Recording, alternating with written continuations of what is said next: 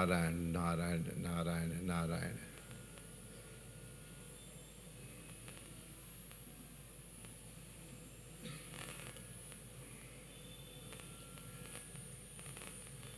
कुछ स्थल ऐसे होते हैं जिनकी पवित्रता आयातित होती है, माने किसी बाह्य कारण के कारण उसमें पवित्रता आती है। कुछ में नित्य पवित्रता होती है, कुछ स्थल होते हैं जिनमें नैमित्तिक पवित्रता आती है।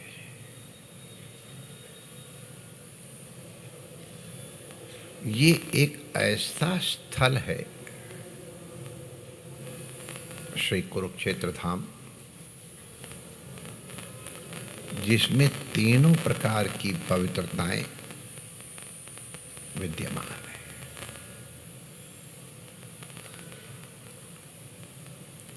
ये अनादिकाल से पवित्र स्थल है,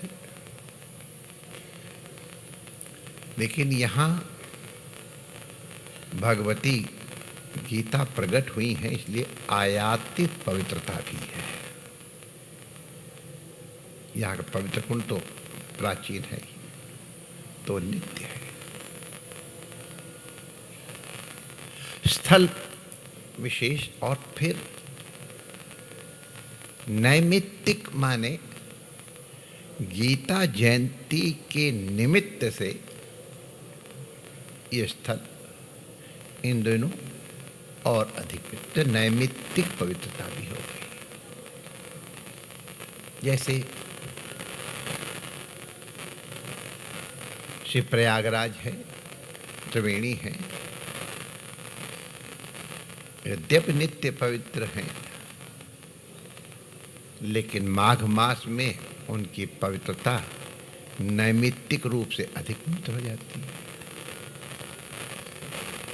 उसमें भी 12 वर्ष के बाद प्रायः जब नक्षत्रों की एक विशेष स्थिति होती है, तिथियों की एक विशेष स्थिति होती है, तो एक वो नैमित्तिक अति पवित्रता आ जाती है। आप लोगों का सौभाग्य है कि आप नित्य नैमित्तिक आयातित और काल संबंधी पवित्रता से इस स्थल के ऊपर उपस्थित हो पाए। मैं ये जो चर्चा चला रहा हूं, ये सब प्रयोजन है। गीता की महिमा तो अभी हम लोग सुनेंगे ही। रेती वाले हैं ना, तो हमारे साथ सब खेल होते रहते हैं, हम लोग बड़े खुश होते हैं। और खेलन में को काको को सही है, तो वो बेचारा माइक क्यों पीछे रहे, कहा हम भी महाराज जी के संग खेलेंगे, तो इसलिए उसका स्वागत। देखो कितना प्रसन्न कर दिया उसने हम लोगों को। इतनी पवित्रताएं हमने आपको गिना दी ना, वो तो सबकी सब हैं, आप लोगों ने जान ली। आज एक ऐतिहासिक अवसर भी है। कुछ चीजें होती हैं जो अपनी संकल्प से, पवित्र संकल्प से होती। यद्यपि ईश्वर कारण हमारे न्याय यहाँ आचार्य श्री विराज रहे हैं, न्याय के पंडित हैं, यद्यपि इनके यहाँ शब्द दूसरे प्रयोग किए जाते हैं और हमारे यहाँ शब्द दूसरे हैं। किसी भी कार्य के प्रति ईश्वर इच्छा एक अवश्य कारण होती है, नित्य कारण कहलाती है। तो ईश्वर इच्छा, देश काल, ये सब निमित्त होते हैं। तो यद्यपि 4 तारीख रखी गई थी, लेकिन अब हम आपको बता दें, अभी तो पहले और आज स्पष्ट हो गया कि 7 तारीख दिसंबर की ऐतिहासिक दृष्टि से पवित्र है, तो आज भी 7 तारीख है, ये तो हमको भी नहीं पता था। लेकिन हम लोग थोड़ा शास्त्र को देखने वाले, पन्ना पलटने वाले लोग हैं। आज के दिन स्थापना की दृष्टि से हम लोग उसको शिलान्यास कह लें, हम लोग प्रारंभ कहते हैं, उसके निमित्त आज का दिन बड़ा प्रशस्त है। आज के दिन यह अवसर आया है, स्थाप्यम समाप्यम शनि भौमवारे, हमारे आचार्य लोग विराजमान है। अन्य नक्षत्र भी आज बड़े अच्छे नक्षत्र अवसर की गणना शायद हमारे लिए करना उचित भी नहीं है, आचार्य लोगों ने देखा ही है। बड़े अच्छे मुहूर्त पे ये आज पूजन हुआ।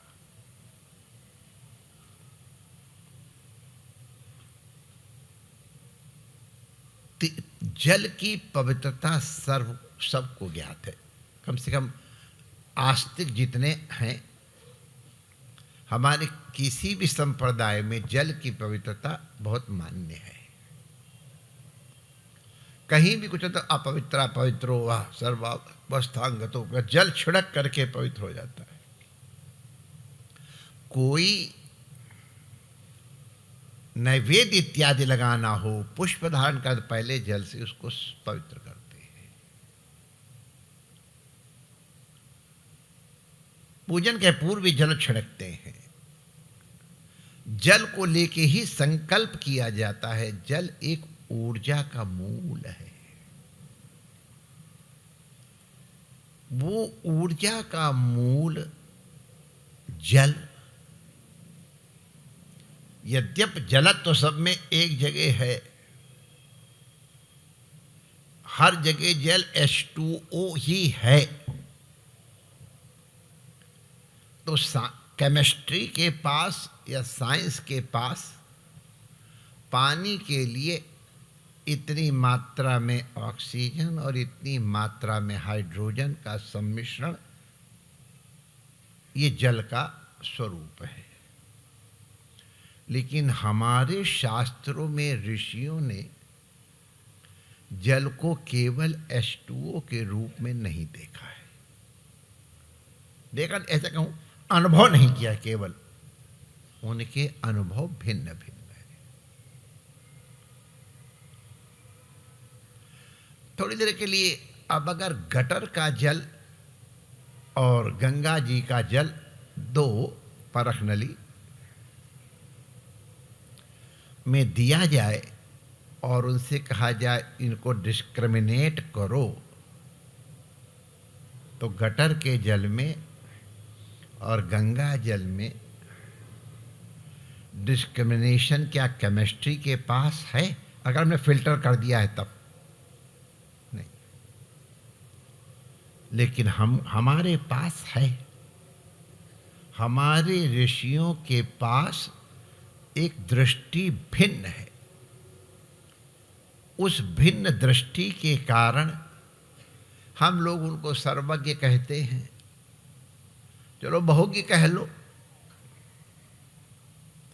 क्योंकि हम आदरणीय आचार्य जी बैठे हैं। किसी भी एक वस्तु को जानने वाला सर्वज्ञ होगा। व्यवहार के लिए ठीक है, लेकिन कोई भी व्यक्ति किसी वस्तु को भी पूरी तरह से नहीं जानता है। वो केवल ये नहीं जानता है। हमारे वेदांत दर्शन का भी ये सिद्धांत, अयं घटः, भास्वर प्रकाश के अंदर स्थापित घट को भी अयं घटः, इसको परिपूर्ण ढंग से नहीं कहा जा सकता, अनिर्वचनीय है। हमने अनिर्वचनीय कह दिया और हमारे जैन आचार्यों ने उसे बस व्यवहारिक ज्ञान के लिए जितना ज्ञान है पर्याप्त है, परिपूर्ण ज्ञान के लिए सब चीज़ों के साथ उसका संपर्क आवश्यक। ये एक प्रसंग चला इसलिए कह दिया, मैं इसलिए कह रहा हूँ परिपूर्ण ज्ञान ऋषियों को ही होता है। उनके पास दृष्टि है, वो आपको बता देंगे। हम लोग भी थोड़ा थोड़ा देख देख के बता देते, लेकिन वो लोग तो गंगा जल में भी पवित्रता है माय डियर। श्री यमुना जी भी पवित्र हैं, श्री नर्मदा जी भी पवित्र हैं, जितनी नदियां सब पवित्र हैं। और जो हमारे विद्वान हैं वो कहते गंगच्छति थी गंगा। तो इसलिए हम लोग जो इस प्रकार प्रवाहवान हो उसको गंगा के रूप में, जैसे हम गोदावरी गंगा कहते हैं, ताप्ती गंगा कहते हैं।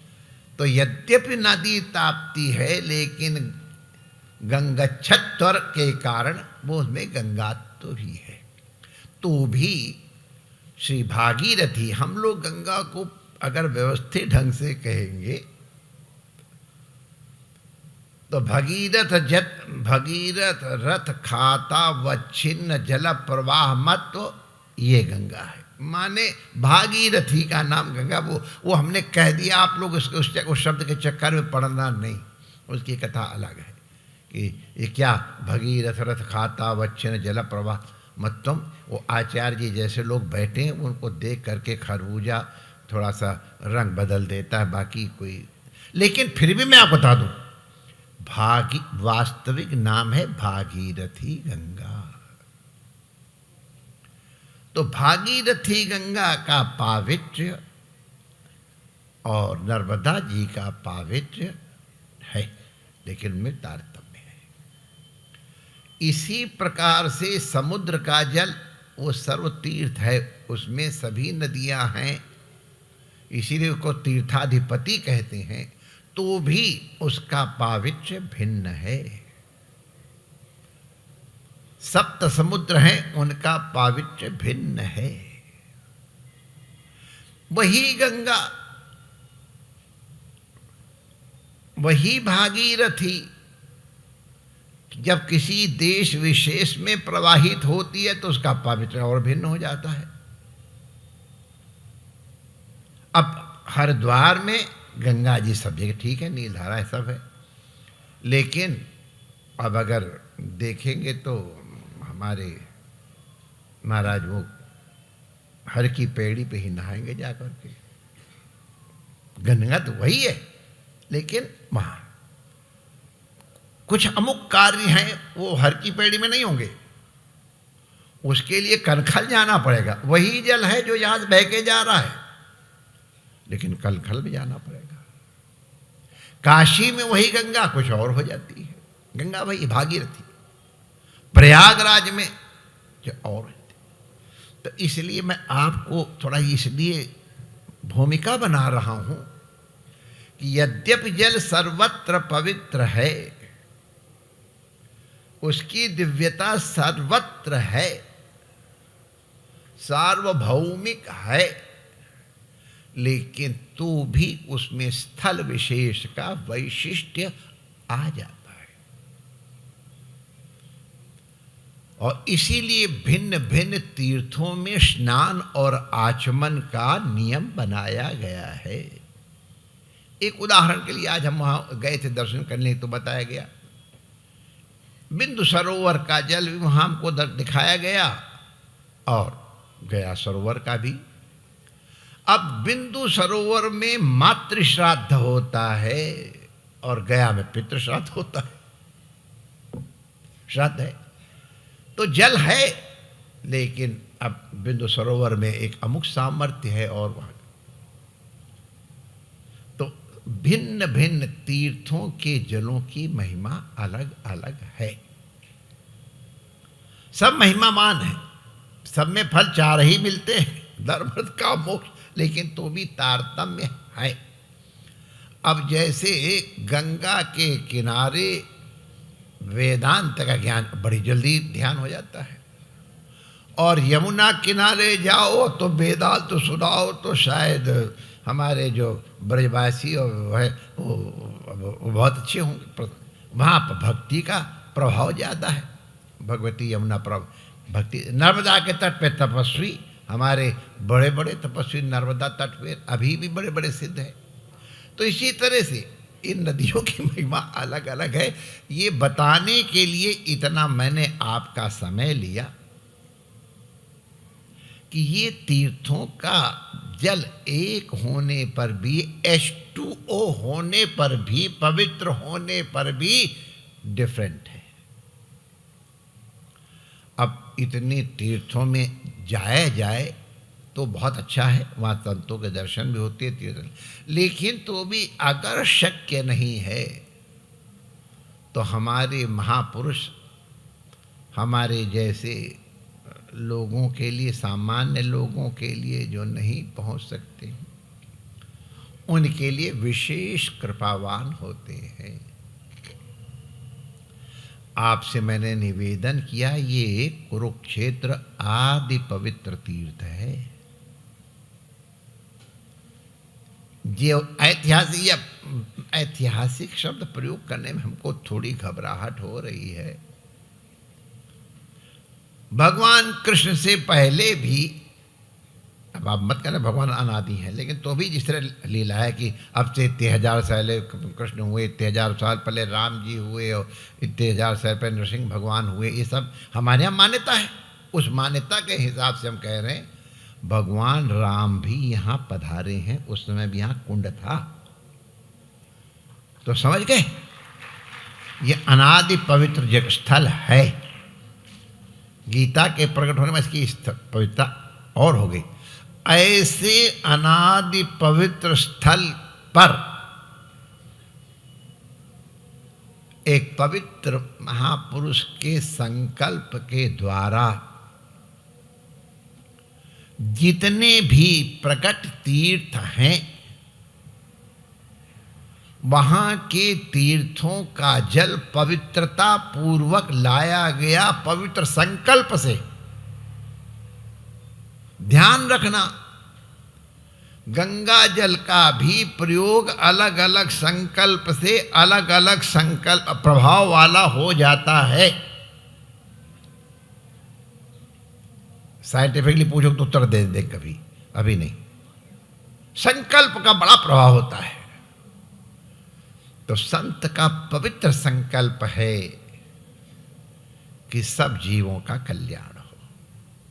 जो वहां नहीं जा सकते हैं या सब में नहीं जा सकते हैं, उनको एक स्थल पर वो समस्त जल संप्राप्त हो जाए, सुविधापूर्वक प्राप्त हो जाए। तो एक संकल्प पवित्र है, आनयन में भी संकल्प पवित्र है, लोक कल्याण का भी, सब आवे यहाँ। तो सब तीर्थों का जल यहाँ आज एकत्र किया गया, उनका विधिवत पूजन किया गया, वरुण कलश में स्थापन करके उसमें आवाहन इत्यादि सब विधियां संपन्न की गईं। सभी नक्षत्रों के प्रतीक के रूप में नवरत्न पधराए गए। सभी तत्वों के माने ऊपर और नीचे पंच तत्व जो हैं, क्षितिज जल पावक गगन मीरा, उनके प्रतीक के रूप में पंच रत्न पधराए गए। वेद मंत्रों से उन्हें और अपूरित किया गया और इसके बाद उस जल को इस पवित्र कुंड में स्थापित किया गया संतों के द्वारा। तो ये पवित्रतम देश में एक और पवित्रतम तीर्थ आज के दिन स्थापित हुआ है। ऐसे ऐतिहासिक दिन आप लोग मौजूद हो। अब हमको मालूम नहीं, मेरे पास टेलीफोन नंबर नहीं है। देवता सोचते होंगे अगर हम भी कहीं मानव होते तो हम भी वहाँ आज के दिन अपनी हाजिरी उपस्थित कर। मन में आता ही तो होगा, जरूर बहुतों के मन में आ रहा होगा। आपको निवेदन कर दें, ये पवित्र स्थल तो आज ही है। हमारे शास्त्रों में एक विधि है, विधि कहें, हाँ निर्देश है, समझ लो, कुछ भी मान लो। जैसे हम लोगों ने जब भगवान का यहाँ पर प्राण प्रतिष्ठापन समारोह मनाया तो उस दिन मैंने कहा था कि जिस दिन श्री विग्रह का, हमको ये छावनी वाले महाराज ने बताया था, हमारे हम देर से पहुँचे तो खास तौर से मंदिर खोल के हमको दर्शन कराया, कहा आज के दिन का दर्शन का विशेष बात मैं आपको लेके चल रहा हूँ, और मंदिर खोल करके और फिर हमको दर्शन कराया। तब उन्होंने बताया कि जिस दिन देव की प्राण प्रतिष्ठा हो उस दिन प्रथम दर्शन करने का अनंत फल होता है। तो आप समझ गए, आज एक पवित्र तीर्थ का स्थापन किया गया है। आज के दिन उसका प्रथम दर्शन और प्रथम आचमन, ये अत्यंत सौभाग्य का विषय है। हिस्ट्री में ये दिन दूसरी बार आएगा ऐसी आप लोगों को संभावना लगती है? संभव ही नहीं है। एक बार स्थापना हो गया, दोबारा थोड़ा स्थापना तो हो गई, हो गया। और ऐसे समय में जो प्रथम पूजन के कलश स्थापन के बाद जल सबके ऊपर छिड़का गया, अब वो तो अत्यंत अत्यंत अत्यंत दुर्लभ है। आज ऐसे पवित्र तीर्थ के स्थापना दिवस पे प्राण प्रतिष्ठा कहें तो हमको समझ में आता नहीं है। वो तो क्योंकि जल प्राण ही है, जल जीवन है, इसलिए जल में हमने कोई प्राण प्रतिष्ठा की है ये तो हम नहीं कहेंगे। हमको लगता है वो शास्त्र भी इसको नहीं स्वीकार करेगा। लेकिन हाँ, कुंड में जलाधान हमने अवश्य किया है। पवित्र महापुरुषों को, पवित्र वैदिक आचार्यों की वाणी के द्वारा विधिवत। तो ये आज का दिवस बहुत मंगलमय है और आप लोग उसमें उपस्थित हो पाए, जरूर आपका बहुत सौभाग्य है। और हमारे ऊपर महाराज ने कृपा करके और हमको बैठा दिया तो हम तो फिर अब हमारे पर तो महाराज का पक्षपात है ही। अब उसको मैं क्या करूँ, मेरी इसमें क्या गलती है? अब वो पक्षपात करते तो उनकी हम क्या कर सकते हैं। लेकिन हाँ, विशेष पक्षपात करके हमको बुला करके पूजन कराया तो हम अपने को भी धन्य अनुभव करते हैं। बहुत पवित्र है। कभी भी कोई आयोजन हो, यहाँ के जो उस कुंड की सेवा में लगे हैं, जो यहाँ स्थान के व्यवस्था वाले हैं, अगर किसी विशेष पूजा के लिए, किसी आयोजन विशेष के लिए जल की आवश्यकता, जैसे जब राजा का अभिषेक होता है ना, तो सब तीर्थों का जल मंगाया जाता है। हमारे यहाँ जो महंत लोग जो बनते हैं, आचार्य लोग, उनके लिए भी जहाँ व्यवस्था है सब तीर्थों का जल मंगाया जाता है। तो ये तो बड़ा आसान काम हो गया। सर्व तीर्थ जल यहाँ उपस्थित है, ले गए अपना काम। लेकिन मैंने कुछ एक बात कहा था, परमिशन लेके जब चोरी करके मत ले जाना। जो व्यवस्था हो उस व्यवस्था की मर्यादा के अनुरूप उनसे प्रार्थना करो, अमुक निमित्त से हम इस जल का आनयन कर रहे हैं, आप जितना भी हमको दें, तो वो तो जितना भी वो कृपा करके दें, उसको और मान करके। एक चीज़ थोड़ा और आप लोगों को बता दें, किसी जल में अगर गंगा जल डालोगे तो वो जल पवित्र हो जाएगा। लेकिन अगर इतना सा गंगा जल पहले पात्र में डाल दिया तो उस पात्र में जिसमें गंगा जल पहले जो पड़ा है उसमें अगर और जल डाल, सब गंगा जल हो जाएगा।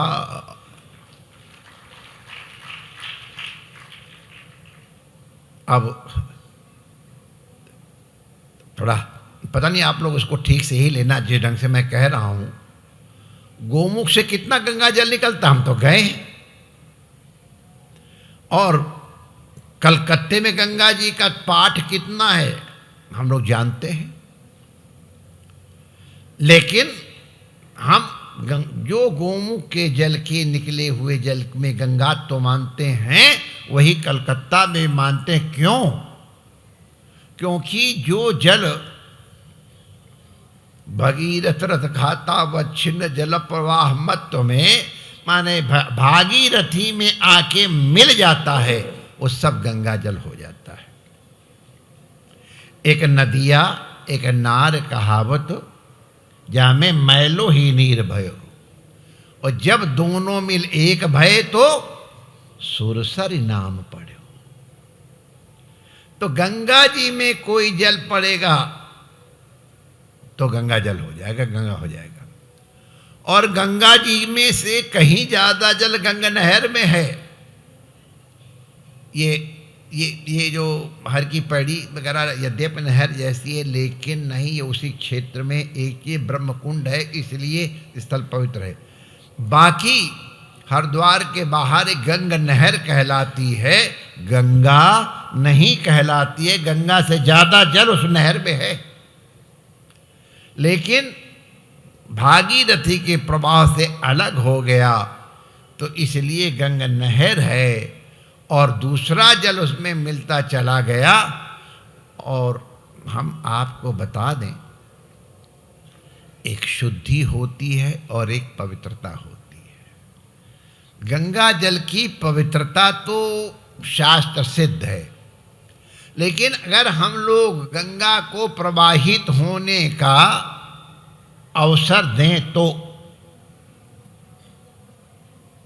हमारे शास्त्रों का विधान है, और अदरवाइज आप प्रैक्टिकल भी देख लो। नदी प्रवाहेन शुद्ध्यति, कितना तो कुछ मिलाओ, गंगा जी अगर उनको सुरक्षित प्रवाह का अवसर मिलेगा तो फिर शुद्ध हो जाएगी। तो खैर, वो एक अलग प्रसंग, हम आपसे इसलिए कह रहे हैं ये जो बात, ये हमने टॉपिक उठाया इसलिए कि अगर इतना भी जल दे देते यहाँ के जो है, या इतना देते बाटे, अब उनके ऊपर है वो तो हमारा, लेकिन जितना भी दें उसमें अगर और जल मिला लोगे तो वो सर्वतीर्थ जल ही हो जाएगा, उसमें आप संदेह मत करना। तो गीता जयंती के पूर्व अंग के रूप में ये पवित्र सर्वतीर्थ, अब उसके लिए जो भी आश्रय, जलाश्रय कहें, कुंड कहें, मंदिर कहें, जो भी शब्द प्रयोग करो, वो ये एक ऐतिहासिक अवसर इस गीता जयंती के उत्सव में सम्मिलित हो गया है। अब हर वर्ष इसकी भी हम लोग जयंती मनाएंगे। आज के दिन हमारे यहाँ भगवान जल सर्वतीर्थ के रूप में पधारे थे।